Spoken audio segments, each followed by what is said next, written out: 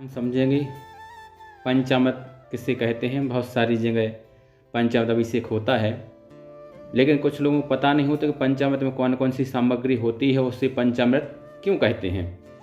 सबसे पहले तो हम पंचामृत की सामग्री आपको बता दें।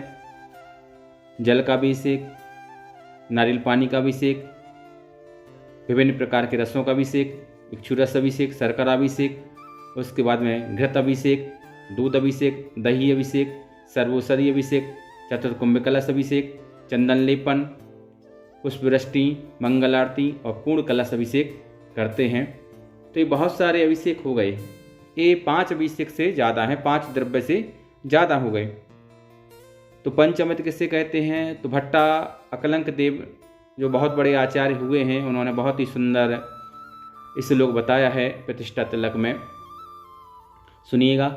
नीरम तरुरसश्चैवे गोरस्तृतीयम तथा पंचामृत मृति प्रोक्तम जिन स्पिनम कर्मणि। नीरम मतलब जल, तो नीराभिषेक जल का अभिषेक हो गया। उसके बाद मैंने बताया था कि नारियल पानी का अभिषेक, विभिन्न प्रकार के रस का अभिषेक, जैसे आप लोग करते हैं आम के रस से अभिषेक करते हो, अनार के रस से अभिषेक करते हैं, मौसम्बी के रस से अभिषेक करते हैं, संतरा के रस से अभिषेक करते हैं, चीकू के रस से, किवी के रस से आदि विभिन्न प्रकार के रसों से अभिषेक किया करते हैं। तो उसमें लिखा है तरु। तरु मतलब पेड़। जितने भी रस मिलते हैं हमारे लिए वो सारे, चाहे अनार का हो चाहे आम का हो, सारे पेड़ से हमको प्राप्त होते हैं फल। और औषधि, सर्वोषधि अभिषेक जो होता है वो सारी औषधि, जितनी भी औषधि प्राप्त होती हैं वो सारी औषधि पेड़ से प्राप्त होती हैं।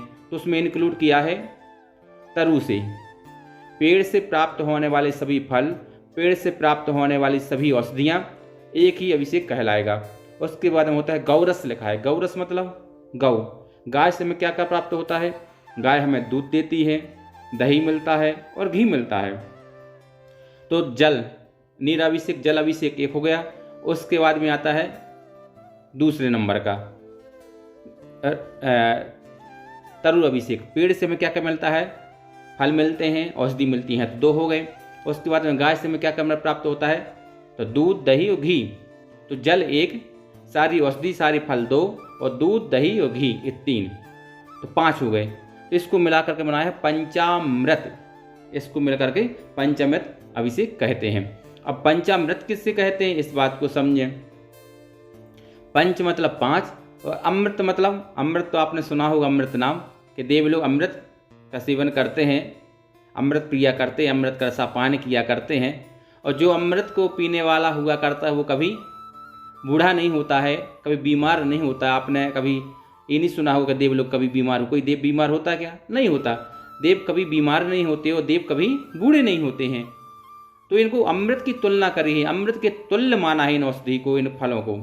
जो दूध को खाएगा, दूध पीने वाला, दही को खाने वाला, घी को खाने वाला, फलों को खाने वाला, फलों के रस को पीने वाला, वो कभी बीमार नहीं होगा। औषधि का सेवन करने वाला बीमार हो सकता है क्या? नहीं भी होगा। वो बीमार नहीं होता है, स्वस्थ रहता है। तो इसलिए इन द्रव्यों के लिए अमृत के तुल्य माना है, अमृत के जैसा माना है। तो इसलिए हम लोग इनको पंचामृत कहते हैं। तो सभी लोग पंचामृत अभिषेक करें। एक बात और बता दूं, जितनी ही प्रतिष्ठा होती हैं, चाहे वो जैन धर्म की मूर्ति की प्रतिष्ठा हो, चाहे वो हिंदू धर्म की मूर्ति प्रतिष्ठा हो, बिना पंचामृत अभिषेक के मूर्ति प्रतिष्ठित नहीं हो सकती है।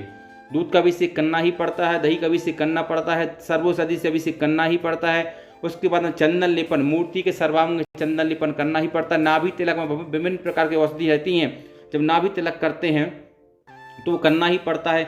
ऐसी हिंदू परंपरा में एक बात और है, उसमें मधु के लिए उन्होंने पंचामृत में इंक्लूड कर दिया है, लेकिन हमारे आचार्यों ने मधु के लिए वर्जित किया है, खाने योग्य नहीं बतलाया है, शुभ अच्छा नहीं माना है। तो हम लोग मधु को इसमें इंक्लूड नहीं करते हैं। बाकी जो भी सामग्री हमने आपको बताई है पंचामृत में, वो सारी सामग्री पंचामृत अभिषेक में आती हैं। आज हम सभी लोगों ने पंचामृत किसे कहते हैं और पंचामृत की 5 सामग्री जो विभिन्न प्रकार के द्रव्य हैं वो 5 सामग्री में कैसे इंक्लूड हो जाते हैं, तो इस बात को समझा सभी को।